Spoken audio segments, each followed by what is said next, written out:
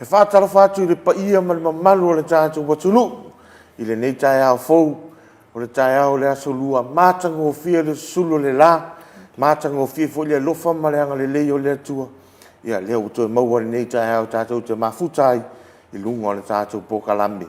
O le Maleifua Mai. I le nei tai au le whaafonga mai ma le mai mo mai o le tātou watunu. Ia o te fia e whaafeiloai. Ia se tasi fo o tamaitai ofisa.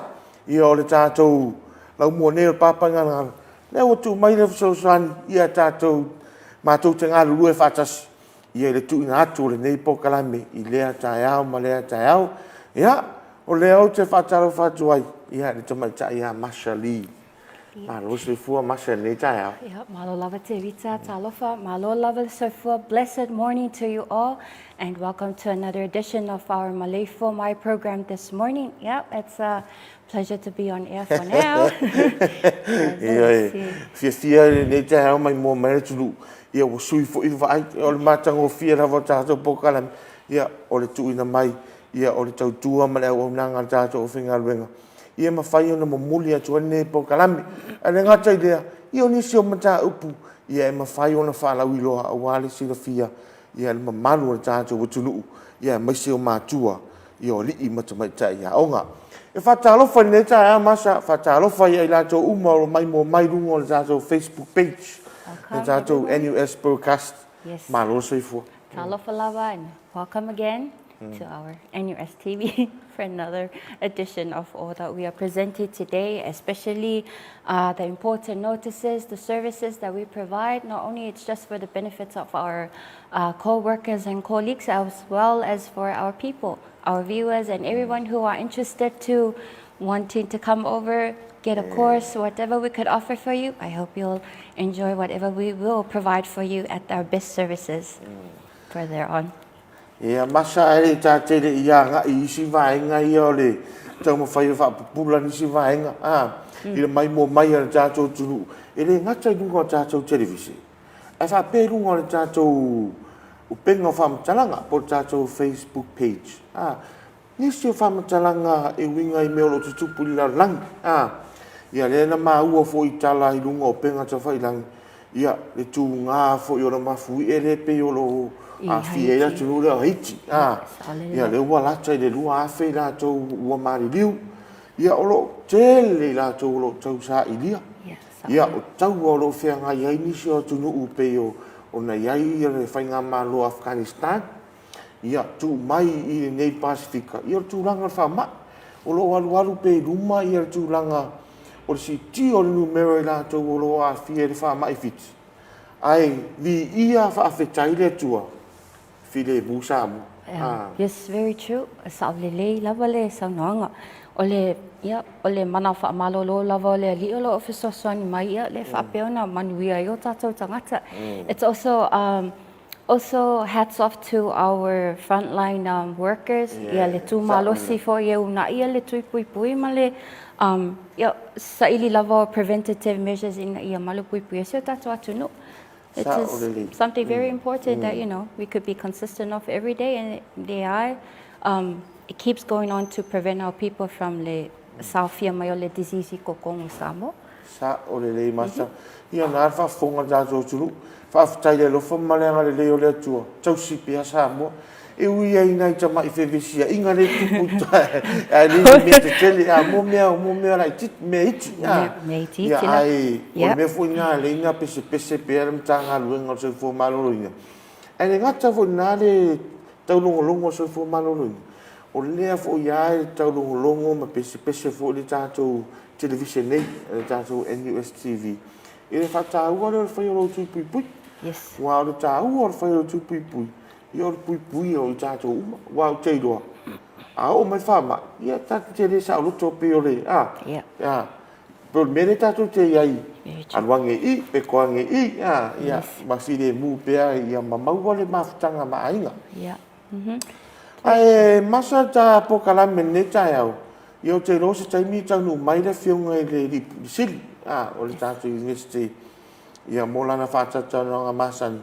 Inisi o vaenga e pe o vaenga e masani o na longo pui ali e fo. Ima manu le tunu.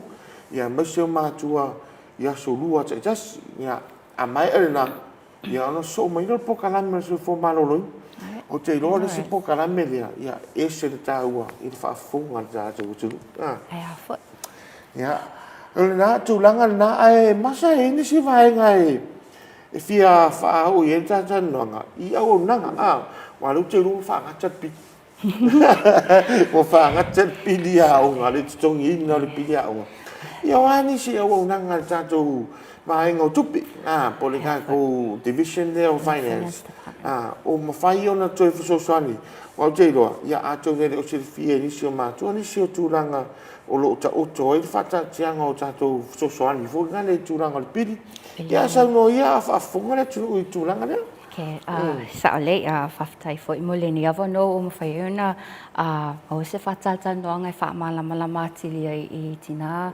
mata mafa pelfa na o lo fa peona ta winga lava le me tau pilia onga masalo wa lau sila fia e atunu manisi fo o matua o diu ia pilia onga tamaiti ile le vai aso o ma vai atu las faraile I le taimi nei o toe liu le tofa le pule sili fa pe fo le mato pule le director le finance ina ia toe ilo ia nisi fo payment options e mawhai ona totongi na mai ai pilia onga ale whanau I totonu o le mato finance so the meantime nau tau sila fia masani ona charge le late fee I lunga o le pilia onga le taimi nei ua wave pe ua le yais in effect le late fee so you are more than you are given an option well not option it's you're able to come to pay only the amount that you have been invoiced with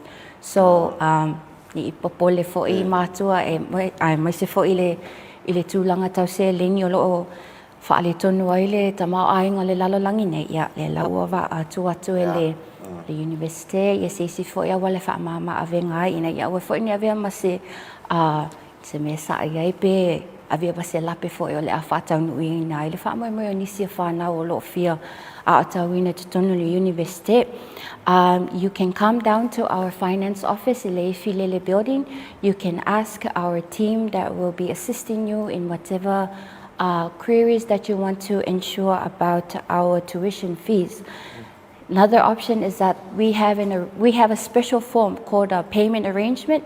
And if I own a FSili, be sa ile swani ile mato team, lato te providing le form le fatatala no foi poani awala em faiona pay ai bit by bit be portion for ile bilia unga ia se umalava ile le tau foi o le pilia onga ia ma nga fa inga pilia onga ia fa pe lo na kilia foi le nei tau tupe foi on spend there for the students but those are the options at the meantime o lo fatalia pe mato sponsorship you are always welcome to come to pay in your fees you will be refunded once the tuition fees from your sponsors have been confirmed.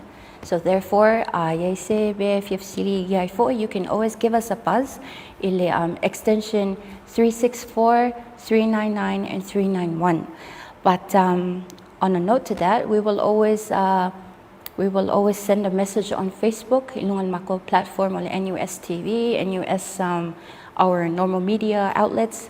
I Africa whasalalaua tuai ia le lisi o tamaiti a onga ua whapeona whamanuia ina I le lisi o scholarship mai tato sponsors whaftai. Ia, nā whawhawhunga le tātou o tunu. Le o maua. Whamanino atu le tamaitai official tātou vaenga o tupi. Ia nisi o vaenga e au na sila fia le mamalu o le tātou o tunu. E leo te in tātou le fees. Mas. Le o manino. Le te in tātou le fees. Ai o tongina foi o pili. E tongi au wai pe a fa pea e le o lama le sele. Ya le la fa. Ai fa pea na e tulanga le leile tama ai nga nei mai tau. I tulanga tau sele. Ya e le sa fa nga na vai tongi a to Ya mo na to fo yo lo la lo ta to po kalame skosipi. Ya ma fai lava no su mai o e matua to tongi. To tongi pere pili o le fa na wa onga. Se mai ma mau ma se fam talanga ya tato sponsors ya po na to fo i fara po tonga yo lo tongi nga ya ia pili o le whanau a onga. Ia e toi whaafo ia tu lava ia rau se leni pe koe wi whana. Le ia la se me te pole ai. A tau lopo se via account. E mai se whei. Whikau ia le o le keime e mo me tana skosipi. Ai koe wi whana. Ai whikau ma se si whana vera. A tu langa le la le malu le tātou tūru whaafonga mai nei tai. E me whai rawa na tongi le pili o le whanau a onga. Ai a o mai lor tūlanga o tātou skosipi ia e toi whai loa atu lava la arwa engala ia matoi wi whana i lo ma tātou pili. Aga ko pili u whahata. A o lea lava e whaau wau e tongi ina o tātou pili lolo winga e le o iei se pāpui pui o le wa engala la. Lea wana e tā ua masa le tūlanga lea o le fō. Lolo winga e tā ua la le su mai o le matua. O le ali i po te mai tai whai a onga. E wheu tanga i la e ala se sai ngā rim. O le fō. Ai leo lo vili ma le telefoni. Na e whapea mai lea. Se kango i fō lava. E le ise me whapea na. E le ise me whapea na le manu o tātou sunu. E te tala au mai. Ona e oi nisi o tātou whenga renga e ono tau ma manu o sunu. E whatu ai tongu i eni tā upu lea masa. Ia, whaftai lava. Mai whafsiri ia o le laufufonga fia lava o le susunga ia Luisa e Soto. O le ato cashier o le susunga ia Paulo Afuamua, Student Affairs Officer ia ma le tamaita ia Rosaina Fido ia o leo lo whaulu lia. I le matawainga o le receivables o le Student Affairs. Just on a note, I just want to add on for Mule. While you are given options to pay in portion, we highly encourage you not to leave it il time la faile suenga, because we do feel for the efforts and the efforts maleta mafai o le whanau wa onga. E au sa ili le tausanga le semester atoa e fai assignments, fai ia or tutorials or works that are given a submit. Ai o la so le suenga ai le mafai na sue. What a waste of effort is that? But ilo tautinga, we wish that you we would want to encourage you to have it while you are paying out in portion. It's best to always have it done before ele ifatauta ia suenga fai u alfana wa onga. Also ile itulanga lava le mato form le fatum. We highly encourage you parents to please come in. We highly encourage you parents once again to come in.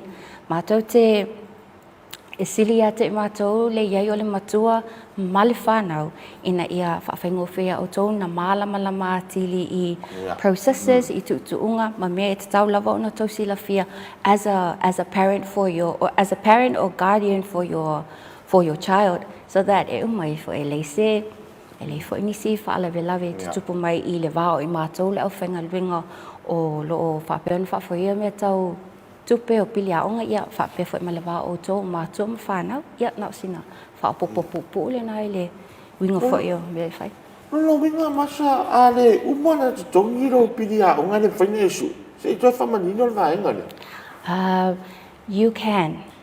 E ma whai lava ona esu e, but in the terms of e ele taiwi e whaiele suenga ele mawhaione e sit. But if you are able to pay it before front, it will be able to solve the issue o le suenga, but you will be inside the exam. But those are for now. Whautuanga mai le tātou whaenga o tupi. Whautuanga mo mātua. Tā ua le whai o le whetuna inga lea po o le fufuanga lea. O le tongi au wai o le pili haunga. A ia o tu le taimi o le suenga. Ua maea o na te tongi le pili. Yes. No winga. Te lea o le vai asolo no ono le nei au. Mas. O le vai asolo no ono le nei o au onga. No winga. Lea toi via. Toi ono foi. Toi ono toi ono le fitu. Ia vai aso aunga. E tā ua la. Le tongi o le pili po le whai o le whetuna inga lea o le tongi au wai o pili au. Ia o tu le aso le suenga. Wa maia, wa kiria. Ia na, nei ala ia. Suelo walo le suenga.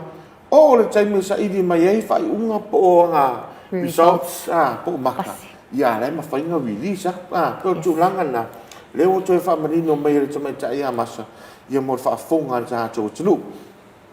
o ila tau ia to tolu le na ta ua masa e te su mai ma e fasili o la to suafa o tama tai a Luisa e soto Luisa Soto, Paulo afu mo kamo rapa pe Olea lava. Rapa pentasi ai. Rosana Fido.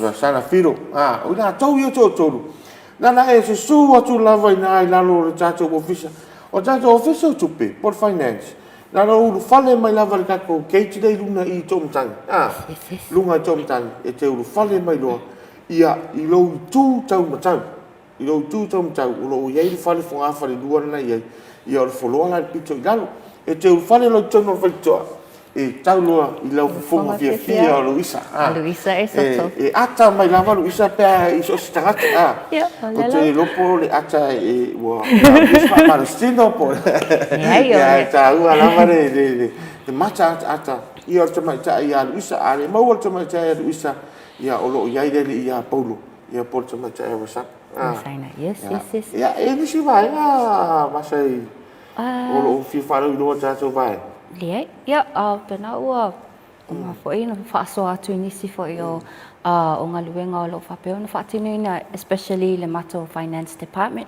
Nā ua taulongo atu, i tu atu lava i o tafa mātua, i lo o tau tiu te whai e le awa ia e mātou nei o tau paia ma o tau mamalu, ai o nao se tu alalo e tu atu ai lava i o tafa.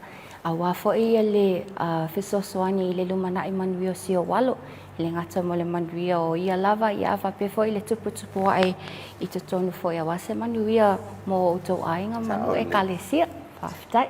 Sa o le ia tamaita ia masa i le awa ia le po kalame le Maleifua Mai le pa ia ma le mamanu le tātou wutulu ia wana o se fautuanga e tātia tu ia o tafa. Lea whau mo tāpenga e le fionga le pulisili sui pulisili ma le mamanu le pulenga ia nisi o ala fua e mawhai o na tātou mulita i ai ia mo le whaasosoa inga o le seleni ia tūlanga na masa le wai tāpini aonga o le sio vai ngā tātou loa nei tai au i o tūla i mai tono na tātou laungo nei e peia na i isi o poka la me tai mo tōna tātou noa le mele o le lima tango vata mele o le tango i mea tō tino i le patino i le whanau aonga o le na mahuana nafi ia o se e a ngā fo i mea tupu e whanau i loa fo i nua e a fo i whafonga mātua ia e se telefoni e whapea su a tamaitai whai au ia e sa a pena tō e se mai lava i tonu o le potu aonga e ropo ai po o se ri po tamaitai aonga po ses ia pata tūlanga ia whautua ina ia li i matamaitai o whafonga mai i tātou po kalami ia whamon ia e mese foi se tanga iani vai fo ai vai ni tūlanga foi le o se wa mio le tau pulea po tango ni vai nga whapea ia whamon mole whautua iai longo tātou skulati ni nā tō lo leo ma puipuia le saunga le mu ia i tūlanga whapea ai whautua se o le tau tupu vai nga ia amas ia e whakita fo ia o le a whape o le nātura o lea tangata o lea, yeah, if I think that, but then, hey, please, you could stop immediately, please, we all need whatever we have on hand, please, it's ours, not yours, and therefore, please, it's best to stop. Elise au ngai lese manuia e mai fwai e ke koi lawe ai le me ke koi whaia. But nevertheless, at the meantime, yesterday, yeah, we have a lecturer, like, sa ili lana mobile phone, yeah, na bese, yes, na saunote vita, na bese mai lana from her bag while having a class, yeah, o la la lo to sa ili apea. But in case of any information or whoever you may see who has touched it or taken away, but please do inform us through this platform or even our student support services, student admin for all of our offices at the NUS you could report to, so we could solve the issue going on at the moment. For the meantime. If you want to la masa. E maua lava. If you want to lo ina miura tala si ona. Ia ai ana fa pe fo yo se o se ngakula. Ia la kare amio. Ia o turanga fa pena. Ia fa tuina. Ia fa tu fo le malu le matua ia ele tau fa tunua le pokaran. Ia na sina fo tuanga. Ia tu i fo ia lo ma fa nau pe ata no mai ta to lo moni ia ono no e iai lava tūlanga le manuia o lea i tupu i le aso ia le foi mau ia e foi ngai fusuanga ia fai ma oso i lalo i tato se mea le tatau o tupu mea le tatau o tupu tono o tato university ia ai whanolo ia ono le tupu ia e fai tu atu o li i matamaitai au se fa mua le mafua le mafuanga le mea le e o mai tono lau mo nei o le tūlanga tau i le hao. Yes, very true. Taua vaenga ni amas. Yeah, taua lava. Well, normally you are here to be educated. If you wanna, if you wanna fight on the book. Whangale knowledge, the skills, well, not just that. Whangale knowledge, the skills given to you, so you are able to tackle and also proceed with flying colors. See that fist and punch, what would that bring you? Nothing, nowhere. It wouldn't even lead you to anywhere. But again, you are all matured and grown up people. You have the skills and knowledge. Make use of them. It's a better future to see flying colors than having a fist and punch spread over for no reason. Fusu lunga ap. Yes. Fusu lunga lau peni. Very much. Fusu tūranga tau rea onga. Fusu ye whahau. Yes. Le whafonga ali matamata ia onga. Se o le mea tāua rena. Ia ngā sianga te whio lo vale soro ai. O wha unga tau sanga. Le tau nuu wha moe ngā mātua. Alenga ia le tau tinga ma le tapo inga o nai mātua lo tau wala mai ia o le manuia lawa o whāna. Wesa ili fo ile le tam whaiati. But yes. O le rei. Ia tūranga nāni mai mō mai ara tātou tūru le tāiau. Ia o nai whamatalanga, o nai tāna noanga, o le matatata noi, o mea o le tupu. O mea le tupu. Ia mani se fo vaenga e fiso soani atu iai. Ia wālau whaafonga ni nei tāiau. Ia o te ramas. Tāna iska marulonga. Whaista marulonga o pokalami. Tautari mai tātou pokalami. Ia ona soolea ma le fionga i le polisiri. Ia o le tātou university. Sure. Keep it locked. We'll be back. We're just going to be on a short break and we'll be back for another few more news to explain about our services. Whawhetai.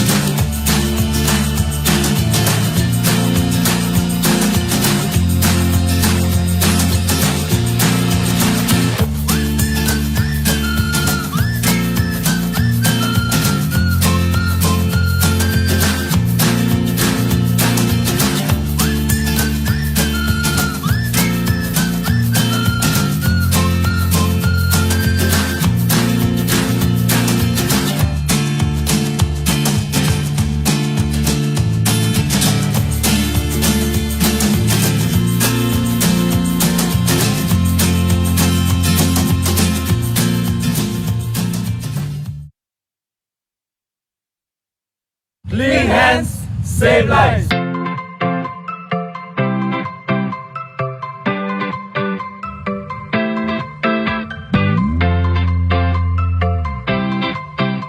Ai etele ul fale lotoa. E te tau lava ona fulma o lima. O lo iai lava se te pua o mo na saunia. E ao na mulmurita iai le fulu ina o lima. Ia whaonga lava nisi o vaila au fulu lima ina ia mautinoa.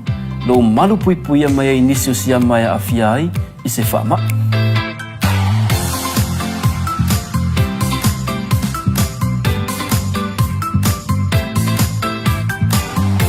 O le tu o le whaonga ina fo i o tatou whale tā ua e pe ona sila fia. E te tau lava ona whanu mao tatou lima. I le taimi e mai ai ona whaonga i ana fuanga.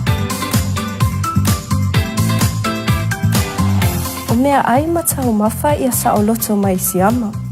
A mata mai le fulu mamao lima. E tele soifua o le ala vea ina mai i whaamai. Pe a whaonga paipa ua mai o na fausia. Ia sa o loto le fale ai mai siama. O no foanga fai tele ma tumutumu e au pito silio na lamatia. Awa e to atele tangata o le auia. Fa o ngā paipa olo i tutonu o le tātou lotoa. A e a ngā i le pasi, fufulu mua mua o 5. O le pasi, o ni no foanga wā api e whaingo o fie o na pepesi ai wha mai. E mawhai o na lawe a ina ma whaasauina, pia whata aua a wala ma whata ita inga. Fufulu ma 5. O le aunga lea ma le wha moe moe e ao o na wha lau tele. Tātou ngā lulu e wha atasi mo le malolo ina. E ao na mata lava ia i tātou lava. E sili le pui pui, lai lo le tautonga fitia. Ina mama, whasau i ngai leola.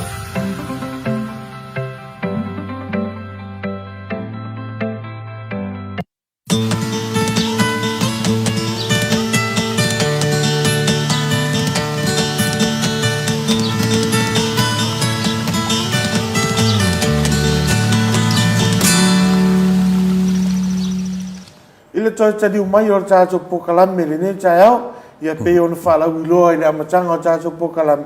Ia tūranga masani lava e pe o tātou pokalame o Maleifua Mai August. Ia o le taimi lava le nei. Ia o le taimi ia e maua i le avanoa e whatatano e le whiunga i le pulisili. Ia o le president foi.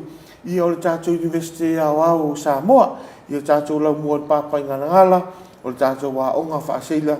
Ia whatase ma le tātou a unga whafo mai ia nei tai ia whataro whatu lau whionga ai ono ia talo whalau whionga te vanga i whapefoi whatalo whatu i le malo Samoa o mai moa mai i tu whalo langi ia mani i fui Samoa ia matango whia nei tai au lau whionga ai ono ia o ta whatasi nei tai au ia o tei doa ia te le tuatua ngia o lau whionga ia e whaftai mo whaavonoi o lau taimi ia o au tei doa e fia mai mua mai lava mātua i le taimi e te fio mai lunga o tātou TV. Ono tūlanga o lo ia ia tātou pokala me whātātia. Ia saunua ia lau whionga. Ia po ani tūlanga o lo ia ia ngā luenga whātini o tātou lau mua e ngate dea. Ia o le vā maisia tātou pāanga o le education sector. Ia man tātou mālo le nevai tātou. Ia wā whaafonga tātou tulu. ia whaftai lava ia en whatasi atu nafi le Cabinet Development Committee al CDC e uma lava ia CEO somtanga wenga ese ia whapena fo i ma le whionga le tamatai palmia ia ma le cabinet fo ia sa whatasi atu iai sa tala auto toi fo ina le tato economy mo me o il tato tama o ainga i tono sa mo ne vai taimi ia e fo nei sa fai fo la le nei le folosanga tamatai governor fo nei tato central bank ia tato no ai tato economy ia ele pose lilo o a fia fo tato le fo ile covid ma tato economy ma tato tama ainga ia o le aua wa afia uma ia il talo tupe a afia e fo ia tama ainga ile ngata o le malo ia fa pena fo ia ainga ia o le melana o le lau wailoa ia e fa fainta fo o pa u tato exports pe o export tau sanga te akne se lau lo su miliona ia le unga le su miliona le fa ngile o te le pa u e tato exports ia le lava te le lava fo tato fo ngile trade deficit fo ile e te le tato imports ai like chichi tato exports ia lang winga la tu se 5 miliona le fo e mal me umalana fa pena ai u che fo se le ni al malo e le fo nge u te le lava o tato pe fo o mo mai o ma tato remittances fo nge mai fafo o le fo so ni mai ai tato RSE workers le wi ne pe fo le fa fo le tato tamafa na o atu nu fafo o le vaenga lana le o te le se le ni le o mo mai fo nge tonu le tnu a ponga la termina ele o fai foi lenga vai a foi le pe fie se le ni mo mai tato human exports po tato tato tamafa na wi o fa fo yo ai e fie mo le kupe mo vai remittances foi le ai nga fo so ni mai foi le fa na nei Samoa tele au tato ai ni Samoa o la foi le fa ngango la vai tele o foi ai nga I fa fo ia o se leni lava mo mai o se leni nga o le tau fa polo fo ile to tongi ai ai talafu ia ma tau mafa ia fa pena fo ma pilia o automati ia me foi lana o le fo itau te respond lava ia tau university o le tau te lo ma fatia ainga me foi lana o le lai tu watu lava le avanoa fo ile i matua a mea a fai o le mawhainga tongi le pili ia mai tau noa mai tau noa moai e whaiang whaing tutunga fo ile le wha pe tongi mai singa se lima supe singa se lau tāla il vai asu e fo ne e fo soangi e fo ile a inga fo ile le whaingo lato pache po lato paketi ia o whange o whange o le o mawai fo le aina ia o whale tonu fo lato ma a inga fo ile mo exports fo ile mo agricultural products tato talo ma me wha pena ia wa pe wa le tele fo ile le export I fafo ia wa fo ma afia ia ma ali ala le te minei le ale tu se to suono pesene la fo il tato exports le mo io le tele tato wa fo tato se le ni mo ma ina ia ai pese wa fo le se tu risk ia almelanga ia e le lopo aferta lai tato borders ia wa aferta la po il tau sanga le amatanga tau sanga ia no winga la ia fo e me fai lo langa o main turisi e ma to fo inga lunga le fo ngal tal tupe fa le tal tupe ai fai te al melanga tau langa balance me fa pena winga la au main la turisi ma tala podas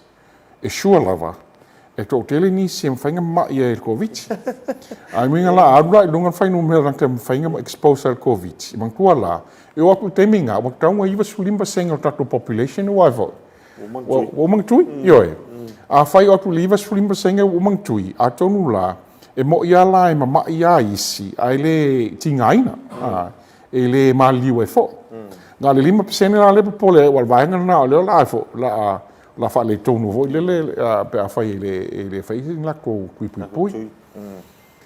ia ai fo o mela o malanga e sa fa tal no ina ile fo le committee le ko pe se committee vo ile fa fa tu al cabinet fo ngai e fo ngai e tal no ai I CEOs fo tono le o le o le fo ile le e ia le cabinet members en fainga fa mela tu facility fo I mala tu la tu fa tuanga fo tu ala lo fo ile le po ia ni me fo ile le fa le ia ile ngal wenga ia ai fo o le ai peia o le fa tasia tu le ma fo normal mingstar rato o fo ngai education in town nei ai pese I fo ile le wakta wal termine fo ile le onga na fai se briefing fo ile le mal mingstar e long ko fo I e mingstar po ani tato po kalame o lo o fo ia ile si sulu masina ia mai fo I mani me fo I o mana o miai lo na lango mai mas na fo pua mai fo ia tato o la me tão fai ia ma tua po kalame uma tau ke ve vo le lunga fa tupe e tau na il lango al mingstar wa ale se lango al mingstar il no vinga fiu e fa ka le sele ni le moma ia te loa mata ngo fe tau I le ia le tau fontanga le so na fi le komiti le atina le fa ulu uma le fa ulu uma la vo tanga le ngal malu ia ma fa ala pu tonga tu o te so malu ia le utano ina le turanga le tama ai le ka ko ekinam ia ai fe tau le ia ma tato sosoani le tu ina tu matua ia turanga le tato piliao ia wo so tai le vai nga la wo fionga nei tai ia fa fonga matua ia le fo iwa e sauno ia olo ia ila va olo fanga solo pe ia turanga pe fontanga nei tai au ma le fionga le mista ia wa e tato pokalam o te loa ia ta tere pokalam me se I umana lu tan no ma fionga ia mista se então invite me vou deixar e foi lá com TV tá no número de TV ai matango fiere de tai au fionga I turanga pe ona fa pula ia le tatou sosoani le avi ona le afiaga o tamao ai ia le foi tau a tatala foi tatou puras wa le na o fo e sosoani le tatou university o le tala tatou lau mua nei fai le tu yo ko sa le so no fier na fuanga wa o teilo o le tele o I latou no fetau ia ile temi na fa la ulo va nga le fifia foi nga le tu la chama ya ta ya poi mo kava poi di si area le o fa no inga tatu io no tatu no cha inga la Yes, absolutely. ya wa ale le ina chi na ta ma ai fai mo mo la melo di si va nga le pe o tu ya ini si va nga lo fio nga te fia sa no ya e dei fa mai al ta po kala me una e foi tu ni o lo fio Ja, even if sili for per mai le law school e tatou o nga fo ile le faaloia faaloa ia fo o ia tama fana wa sa mo o lo faia o nga le loa I fafo au Kilangi o AUT Victoria o lo ofisa soni mai au tago fo o lo ofisa soni mai il fa kuinga tatou law school ia a lo fa per e sili taku amata lemu taku amata taku certificate fai memorial certificate ia hard le lei ma to tele mai mai tia mana a foi le fai le fonga le loa ia fai alan ko build foi le ilunga fa pena lo no vinga la ufionga tatou tele o anga isa o la vai le tulanga le practice pe ole aveo sanga tolo ia le tatou te amata tulai ia vai disi vai ngale ka le paradico si vai nga na chala le mo fa funga cha chu chu tu va ole fai le nga lo yo lo vi ale la cha ole la fa la video le fa funga cha chu chu cha chu amata le mu amata tu certificate e man puala build ngai si courses o courses la nga la build nga identify e fa ya ang ba to hotel fa ya ang lo fio mai hotel ta to lo ye cha fio vo le mai fa ya ang ia umalo lang fai courses nei ma wa lava le to hotel o vainga le mai fia o ngai ia o foi le stau sanga ia o koe a foi le lunga voi le se foi kulanga a koe ngo koe ia o mau le kaku bachelor of law yo pe la va usi ta to pokala me ia na amata mai la vol certificate na pe la konesi a maka mai la vol certificate sa o diploma ia le o fai ta ko bachelor le o fai bachelor yo fa penal fai ia na fa fonga ja jo ia amata le mu ai mana ia o le la fa le au vivi mare fa vai sa ia ta cho nga wenga ia o le se vai nga o fio nga se mai vai nga o te do ia pe vai nga o cho bi o le mai le so no ia o te do se te e o mai ele te fono le komiti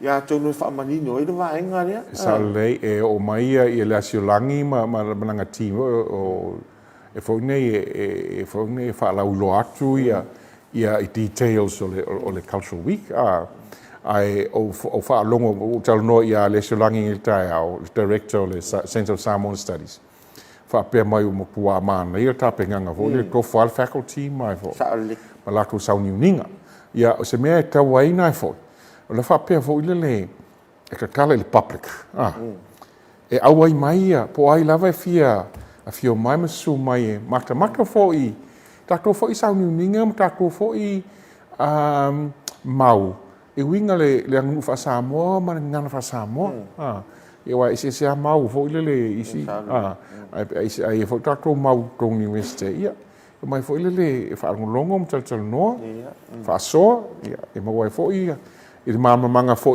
o le ngata fo ia onga ia tmai sia onga fo tono le tato la mo nei o te lo se tape nga matango fiela o te penga ia le asa rangi mare to fai a taiau ia matiu mar vai ia mo tape nga o le vai nga le ia lo fionga ia o te lo e ona lo ia tu ia lo fionga nei taiau ia e fa te tele mo fa no ina lo taimi ia a wa fo fa fonga le tato tu mai mo mai tato pokalam ia le o sa no le fionga le pulsilio le tato university ali University awa Samoa o Lau University tu ina atu soan ia wa ia le afianga te mau ainga le ngata idea io ta penanga o lo ia ni so pokala me fa popo e fa popo I ngā luenga ia matiute ia mai se o le awa o ino to mai ma le agava I te tono le tātou lau mo nei ia manu ia tele o fai vale nei aso e lo fatu fo I le fionga le minsta ia ma le tātou vaenga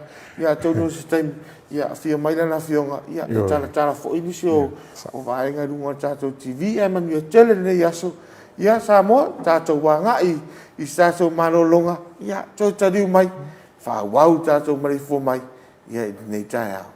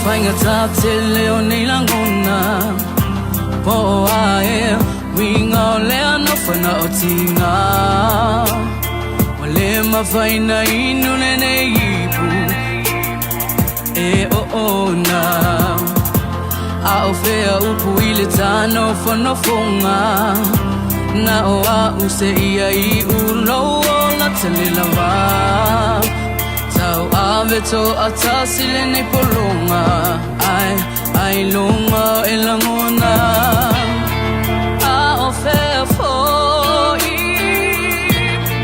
tala no anga I le telefoni wana o la volo tofi o le ta o fenga I le to oti ia fama me uma le fea lo fani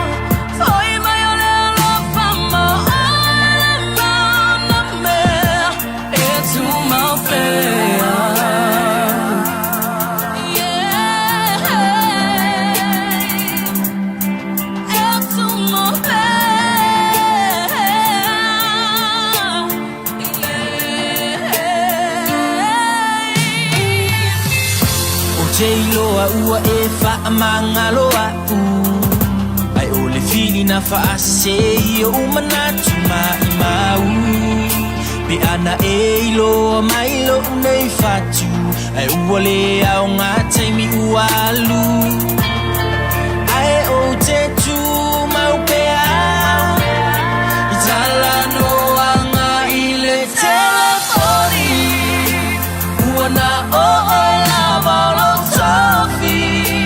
ole ta ua whenga I ngai tuoti ia whaamai me uma le whea whani ma le wha maori ai a whai lava lo to lea o lea o whatai pea hoi mai o le lo whamo ai mana mea e tu mau pea J Swagger, ke rofo aku fua I kalama o ai wo pe se ia wo fola si malai mai mau le mafu ka ngala kala sa ola por fakor ngari ai wo masai sai au ke manga ola se ko fa fo ir kai mi ko ai la vai de kamoreka Ele no ko si o kalima la no ko pa ia si o kama ele ai fo si ka kai maka para palasu mai ako bea ku iri wo ba se ia le la wa mangu ya ai se ko kala ia fa mu di wa lang la pe fa manga no a ko mu lang perkara kayo nga mga ku ai fa mayor bea ai de bea ro ola bea bea ai o te tu mau bea itala no anga ile telefoni uana o la balo sofi ole ta uafenga inga tu oti ia fa vai me umale fe alfani male fa maoli ai vai la balo tole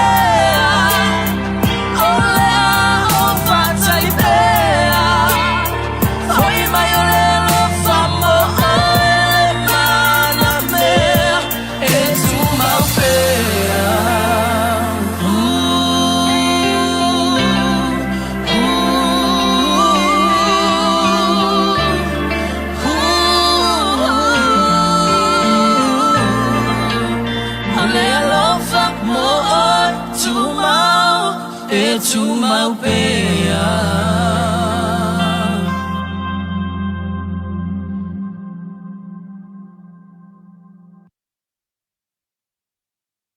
Clean hands, save lives.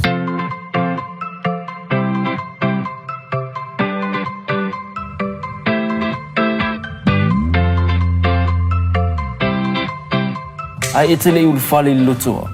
E te tau lava na fulma o lima. O lo iai lava se te pua o moana saunia. E ao na mulmurita iai le fulu ina o lima. Ia whaonga lava nisi o vaila au fulu lima ina ia mautinoa. Lo malu pui pui mai ai nisi o siya mai a afia ai i se whaama.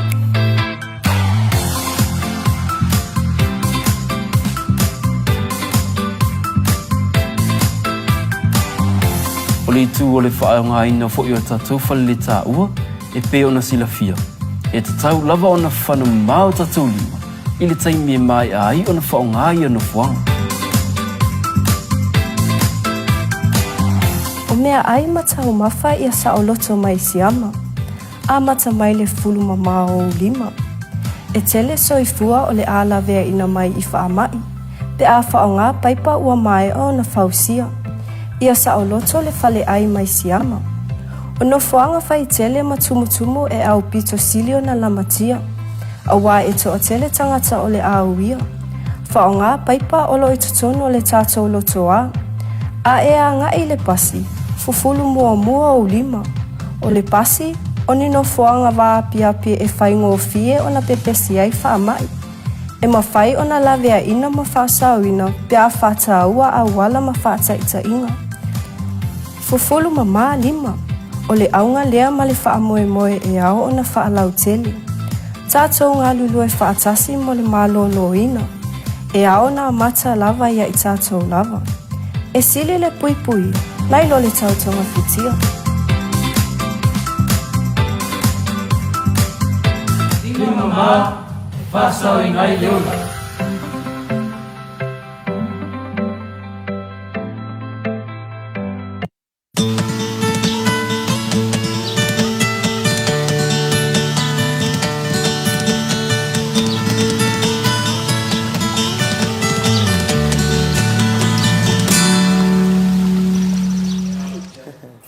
Ia, ai tau whātaro whātu, i tari umai lo tātou pōkara men ni tai. Tu wai ata masa ni tai, o e fia. No, we're okay. We are well. Yeah, that was it. Yeah. Talofa, welcome again, our dear viewers, to another edition of our program for today. Yep. Sevita, over to you. Ioi, matango fiere, saunoanga le fionga le ali pule le tai au. Yeah, I love it. Tau le leia tātou wha mama, venga le wa ave I mātua. Ia matulanga le na iai le fontanga le ale komiti atina. Le na whai anafi. Le na iai whaururunga umalava mtanga le ngan malu. Ia mesio wharpuputonga tumu oti. ia le la vea toi matatou ia le la na ia tan langa le pa u te mau ai ia ai fa tai ia le wo so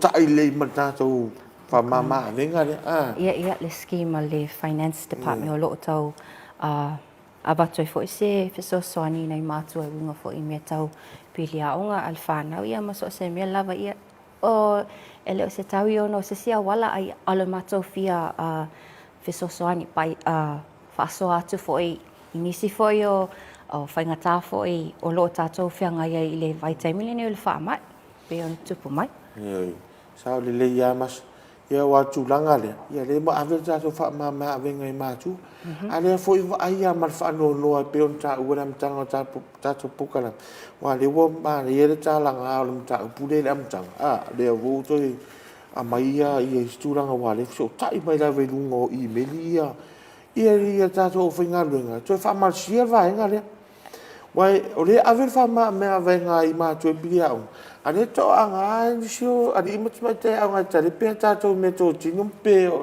tare pe le anga na tamai se upu fai mo fi a le fa le anga o fa le anga o tato me to tinu pai aloi tupi aloi tupi tato university ane ta fa so ta mai ia sa o le lava le sang noanga ia pe to sila fia I le telefo o tau sanga e whai lava ma whai repair and maintenance job ale university as part o le spell sarago o le talepe part of this o le vandalism o le tusi solo o walls o potua onga o whaaleanga o kesi o rofoa sei Vani lava le sanoanga le nita ia o tele tu pe alo le university sa pe ona e whai mai fo o le tau wha le tonu le tala le tama ainga le talo le pandemic but ia o lava le manatu lava I le whanaua o ngā ape atou alofani ia ele alofaya whaamon ele ngā whatia ele university le tau mawhai ati le tau whaalilea me a walo o tau ola ia a o tau wina le leima ia maua e o tau le benefits of coming to the university ia a le tau la mawhai ia I tātou le whaaleanga me te tono le university ia ai Mana tu langa le o le whala pisi tono tātou putua o. Le sina tu langa e se le whano loa I taimi e te latu ai tono. Mai se a tātou potu I le D201, D101. Ma tua tātou potu e whaasare ave o sauta mawhutanga tu. Ia.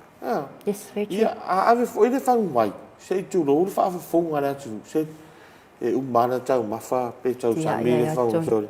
Yes. Na tu I fo ale rungo uma se ngā lua e ki ai e ti ai e te tonu o le potuang. Pe o tu langa ia, e atangi ai fo I lau tūma lau wanga o e le li ma tamatai a onga tātou university.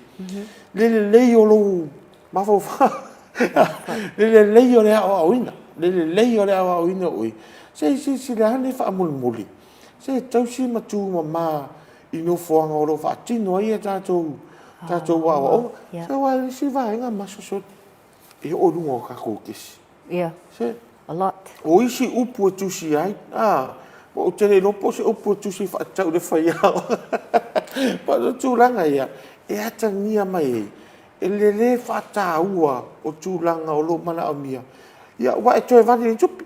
Yes, it Le does. vandalism le ngā e sāu. E tāua. E toi wha mai le tupi. E toi wha le lea umai a vaengai. Yeah, e sa lava. But nevertheless, yeah, e toi tu mai a o oe lava. E o oe lava e whaele whiwhili kai le tu laga e fuafo I le awala na whapeo na whawhaile le ina ilo tangata. Ona o fua lava ia o mea te whaia, o mea lava ia toi ali mai. Ia ai na sina tu walalo I mai le mātou fo ia vaenga ia I tamitia onga whanau waonga ia whamole se tau tuana. O mea uma lava tātou te whaia e whaonga I le tupe le alu fua I le vai se tulo. Ai o ia te oe lava le control ma le mindset e te tau ai ona whaatino le mea sao e te tau na whai. Tu ui lo o tō manatu o lo o tō au wai mai te tono le university o lo o tō mai sa ili sa manuia. Ona o tō wainga mai o lo o tapu ai mai ia ele ngata le ia mo oe lava ia e tupu ai ia. Maua so manu ia lele I aso I numa.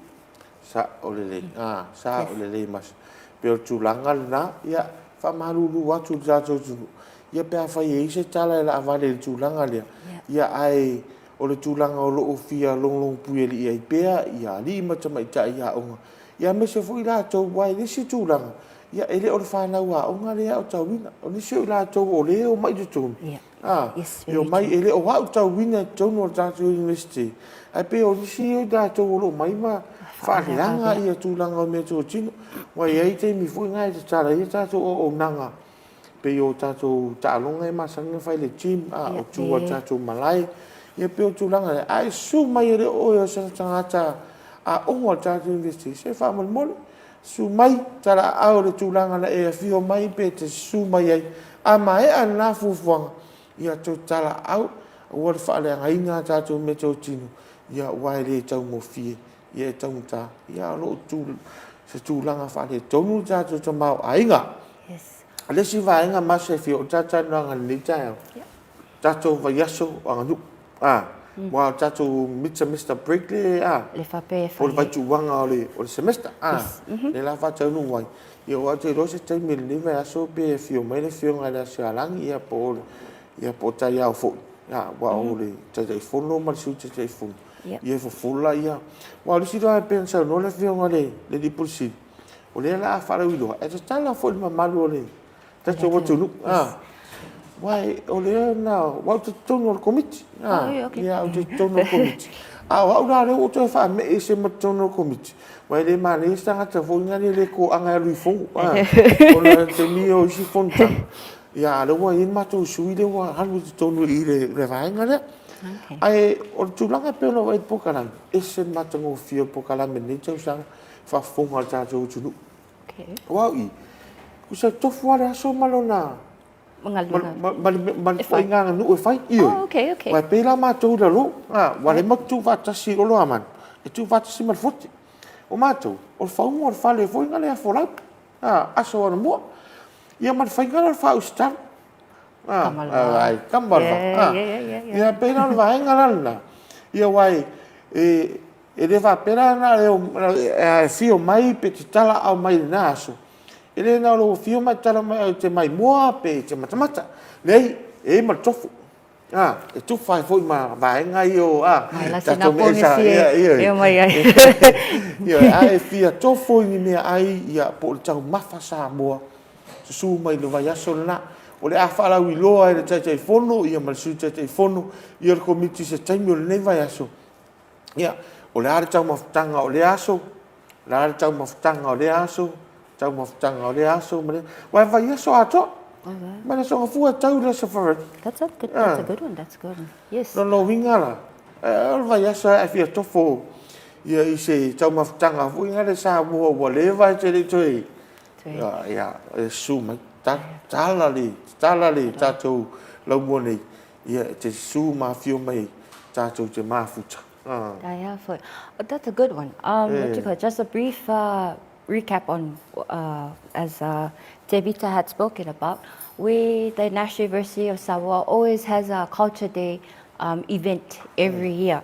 Normally it always goes in one day, but since then we have decided and alter many changes, and we have now come about to have it be done within a whole week. Each day there will be different performances, different cultural experiences that you will be able to experience from there on, and it is more a great opportunity. It's open to the public. You can all come in, have fun. Please take yourself, please treat yourself to whatever we will be providing on the menu, which is I hope you'll enjoy and have fun. And yes, and capture from the many aspects of our culture that will be highlighted and given out on a daily basis from this week on. But hello, come, you are most welcome. Yes. Wai ole aso mua. Pe ala vai salu. Oh, you okay? Aso mua pe fa fito ai e ta to vai salu. Yeah. Ia vai ma tango fio na tulanga.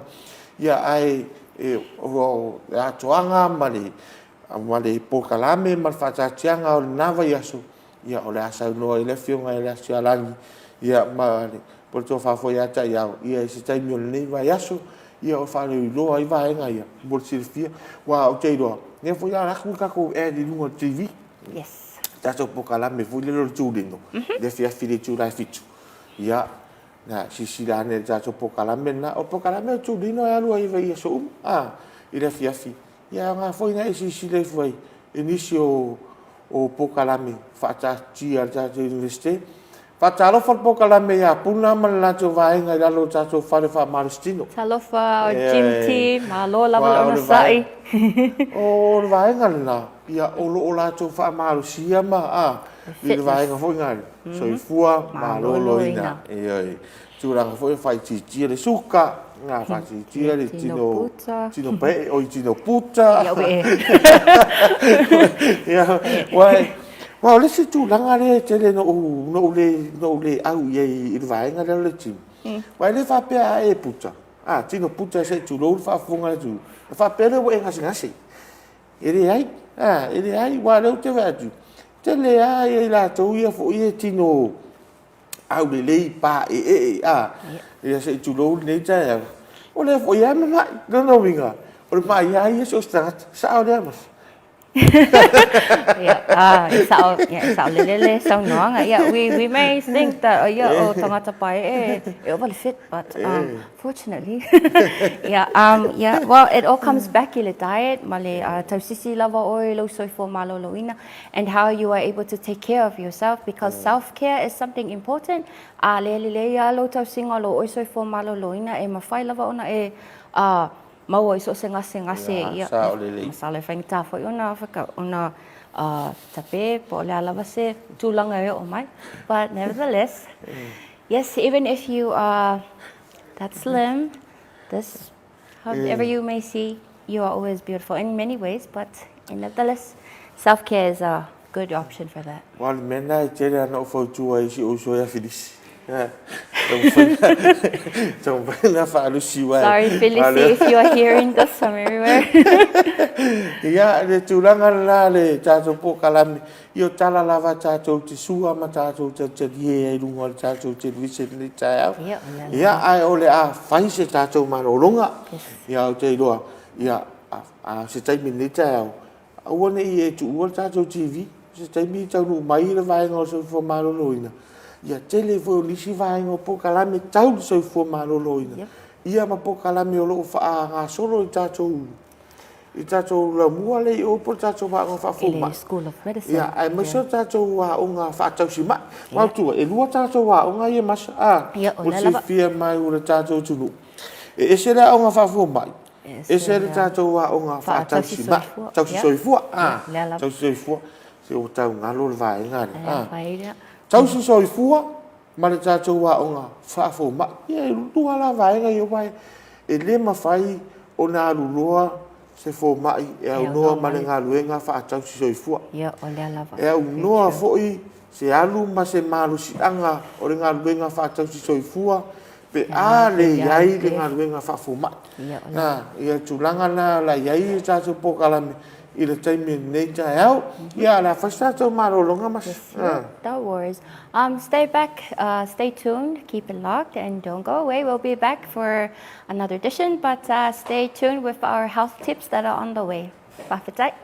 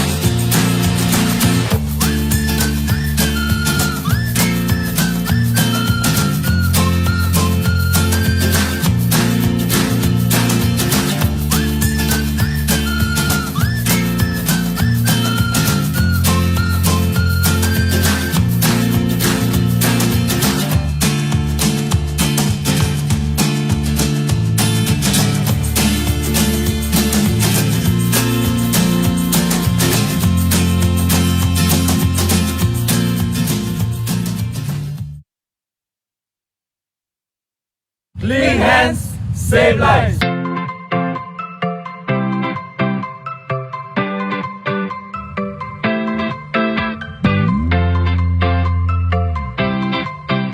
Ai e tele ulu fale I lotoa. E te tau lava ona fuluma o lima. O lo iai lava se te pua uma ona saunia. E a ona mulimurita I ai le fulu ina o lima. Ia whaonga lava nisi o vaila au fulu lima ina ia mautinoa. Lo malu pui pui mai ai nisi o sia mai a afia ai I se whaama.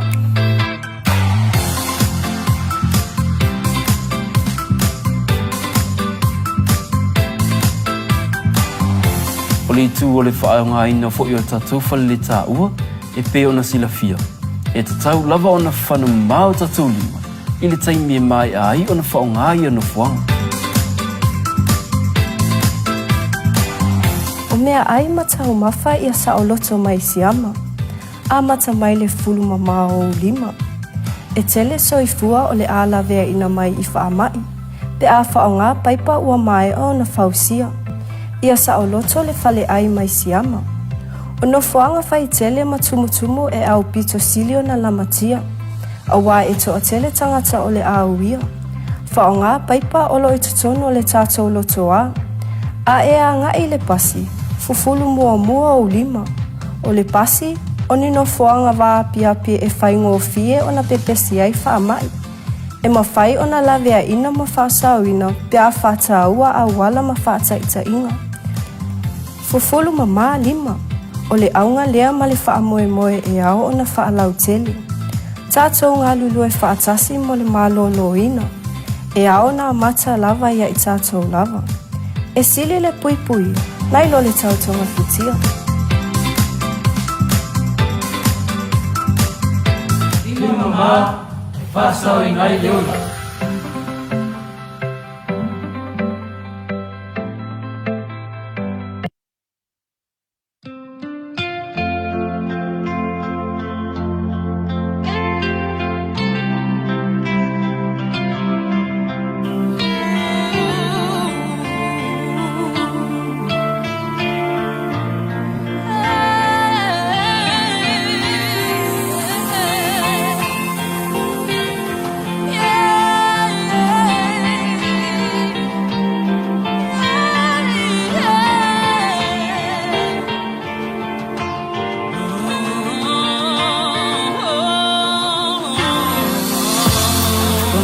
Whainga tā te leo nei langona Po a e winga o lea no whana o tinga O le mawhaina inu le nei ipu E o na A o whea upu I le tāno whanofonga Na o a use ia I ulo o la te lilawa Tau ave to atasile nei polonga Ai lunga e langona A o fea foi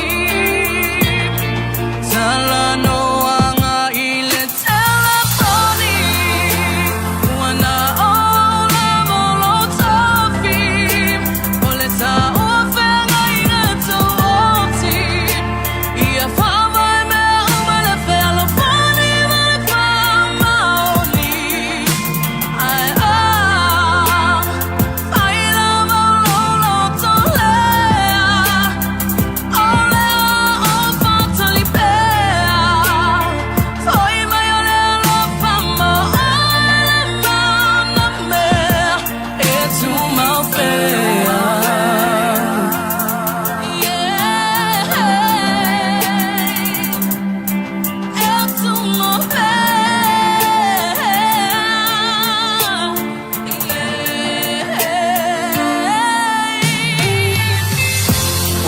Loa ua e whaamangaloa Ai o le fili na whaase I o umanatu mai mau Pe ana e loa mai lo nei fatu Ai ua le au ngā taimi ua alu Ai o te tu mau pea I tala noanga I le telefoni Ua na o lava lo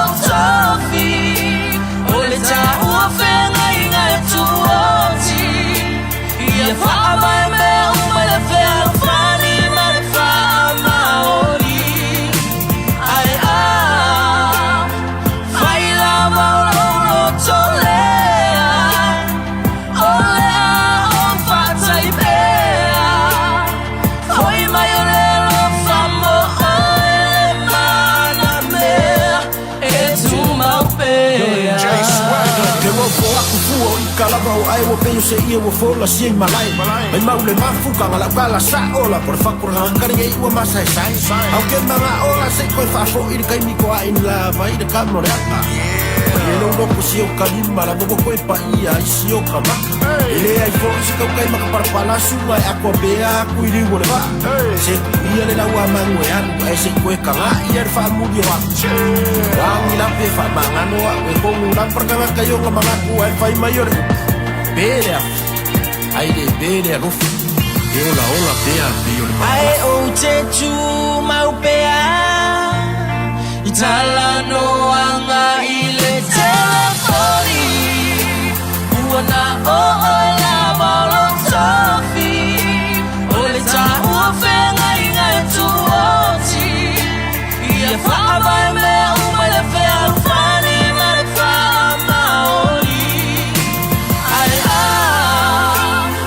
Whai la maulolo tolea O lea o whatai pea Hoi mai o lelo whamo o e mana mea E tu mau pea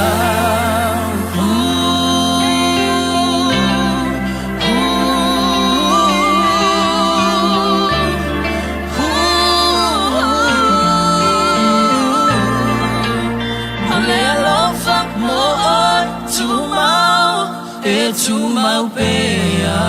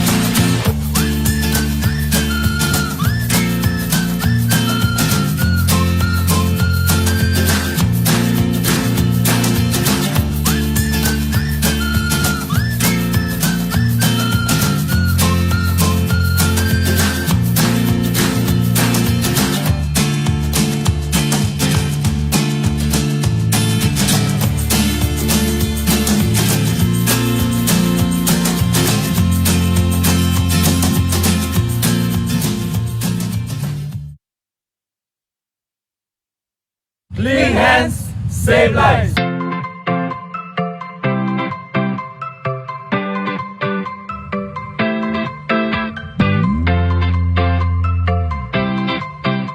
Ai e tele ulu fale I lotoa.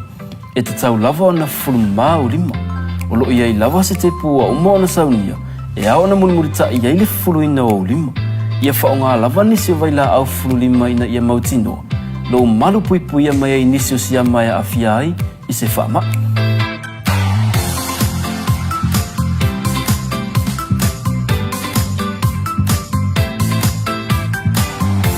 O le itu o le whaonga ina fo I o tatou whale le tā ua e pe o na sila fia. E te tau lava o na whanu mau tatou lima. I le taimi e mai ai o na whaonga I o na fuanga. O mea ai matau mawha ia sa o loto mai siama. A mata mai le fulu mamao lima. E tele soifua o le ala vea ina mai I whaamai.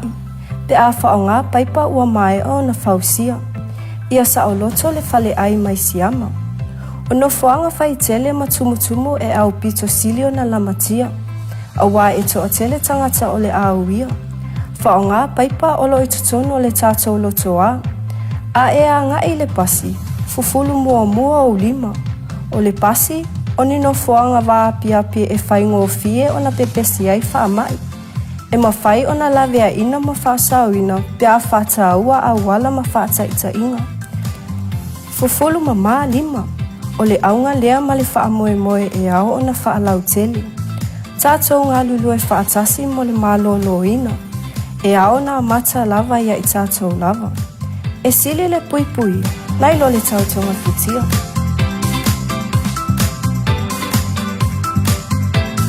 Mama, fasau ingai leula.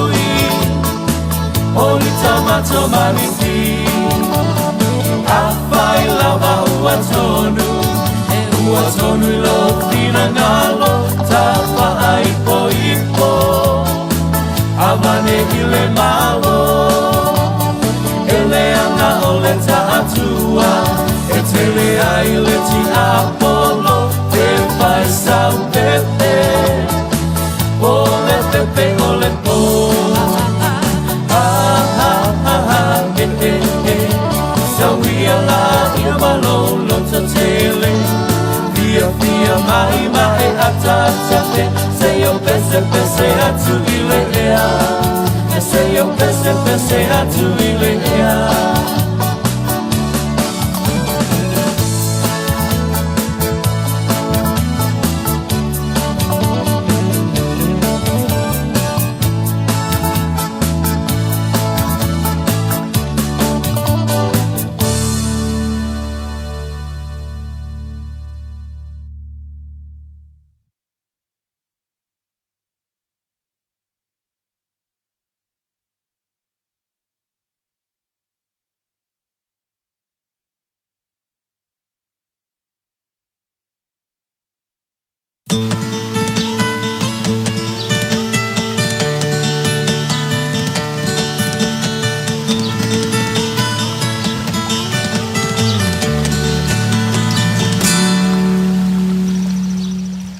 Ile tau riu mai ar tātou po kala me nei tai au.